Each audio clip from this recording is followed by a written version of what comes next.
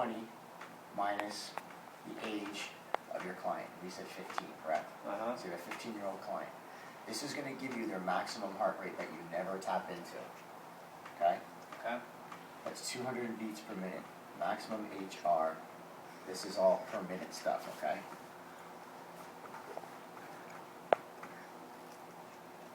Cool. Now the two numbers that you want to get from here is where you're going to train them. Well, what's the zone? What's this training zone? Okay. 60% and 80%, okay? So if we take 60% of their maximum heart rate and 80% of their maximum heart rate, you're going to get a number. And that's going to be a training zone. We already went over that this would be about 120 to 125. That's where their heart rate will be. And this one will be about 160 to 165, something like that. So this would be after an exercise or an activity that their heart rate would be somewhere in this range per minute. So whether you're training them anaerobically in a quick sprint or longevity. Okay. Same principle. So these are their red lines. These are their red lines, exactly. So how did we get this again? We took 220 as the magic number minus their age, it gave us a number. Okay. 205 is their maximum heart rate per minute. Okay. Okay? So let me ask this, for general purposes, could I create a graph or a spreadsheet that would just have heart rate calculations based on age? So if I said I know that I'm going to be training kids from age 12 to age 20, or whatever the age is, and just have my own sheet, so that gives me an idea of where someone should be. Yes. Okay. It's only going to give you I want to say a broad spectrum, and this is why.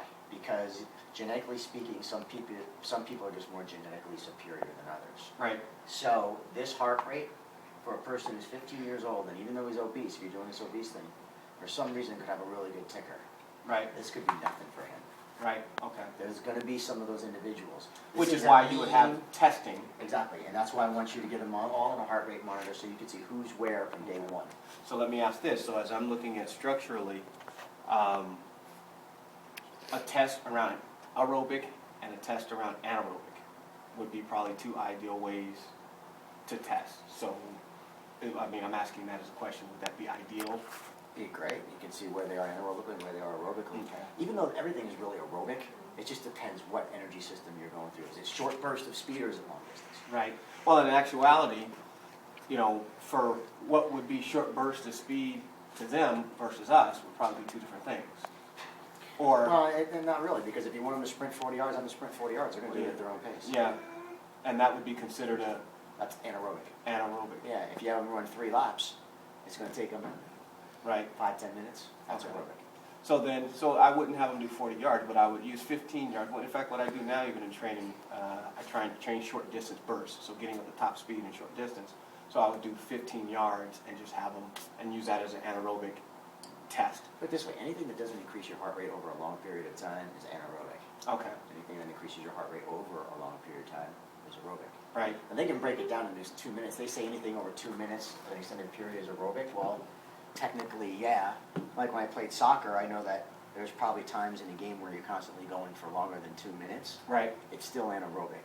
Right. Because it still bursts your chain of Yeah, direction. all that. Yeah. Exactly. It's just not a linear Football 2 2-minute minutes. offense. Yeah.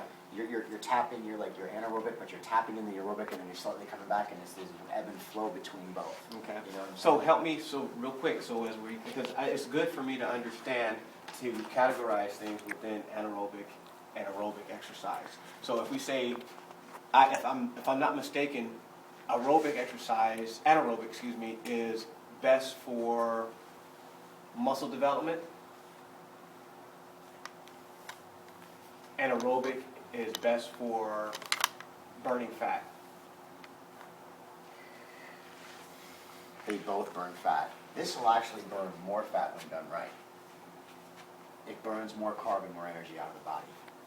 Okay. It's so much more physically draining Okay. than aerobic. Now aerobic, they all do.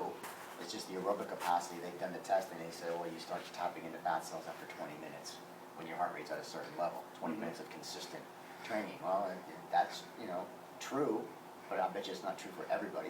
Okay. Because some people tap into their fat cells quicker. Some people tap into their fat cells later. So then anaerobic, let's put a star by that, because it seems like anaerobic is where, if we're talking about a phase 1 program where there's moderate weight loss and then improve heart strength, Mm-hmm.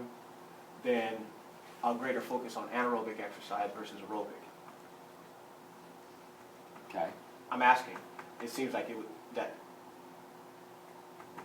say it again, 'cause I was writing this. that's okay.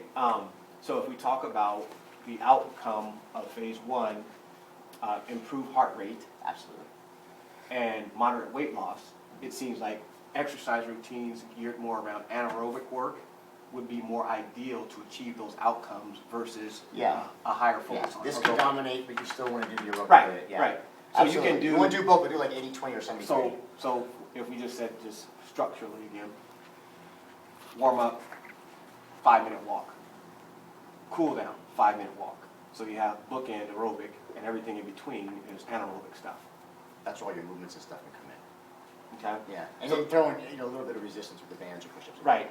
So that's okay. So great. So then that would be the ideal thing to do, and then a phase 2 would just be more of it and higher stress level. Higher volume.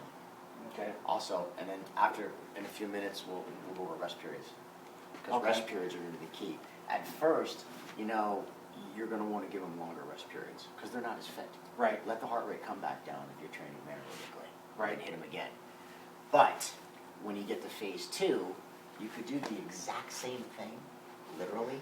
With less Instead rest. of giving them 90 seconds, you're giving them 30. Okay. So that's even better. So that there's a linear process Mhm. for how you're running through each phase, Mm-hmm. and it's the resting period in between exercises. And that will all come down to volume of work. Because Right. depending how much work and how much rest you have will predicate how much total volume of work was done for the day. Okay. When you minimize rest, that means they're gonna be doing more work because they got more volume because they're not resting as much. Okay. So the volume automatically goes up. Okay. It could be the same routine. You see what I'm saying? Mhm. You could have them do 10 100-yarders, 5 50-yarders, and 1 10-yard sprint, right? Right. They get 2-minute rest after every single one of them. They did the same volume of work, but they got a lot more rest in between. Right. Correct? Okay. So the intensity level is a little bit easier because they got that 2-minute rest. You do the exact same workout with like a minute or 30-second rest, much more huffing and puffing, burn a lot more calories, heart rate is always a little bit higher. Right. So then the higher the heart rate, the energy. more energy is burning, which conversely is burning fat cells.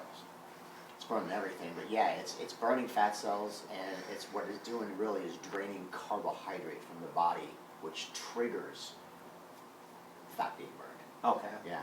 The body has to get through the carb. Right. That's First. just the way it is, because then we're going to start getting chemistry and stuff, and we're going to start talking Yeah, chemistry here. okay. So the bottom line is, yeah, you have to burn through the carb. Okay. When you're dealing with the obese kids, they're insulin resistant, and it just sucks. They have no insulin sensitivity whatsoever. The reason that they are so big is obviously excessive calories. Excessive calories means excess insulin in the system. Mm-hmm. So you got to learn how to control their insulin levels, and that's their sugar intake and their carb intake. Right. Trust me, it's not just fried foods and fatty foods all the time. Right. That plays a role, there's no doubt, but overall it's insulin. Okay. And that's the whole thing. So insulin and sugars are married. You can't get away from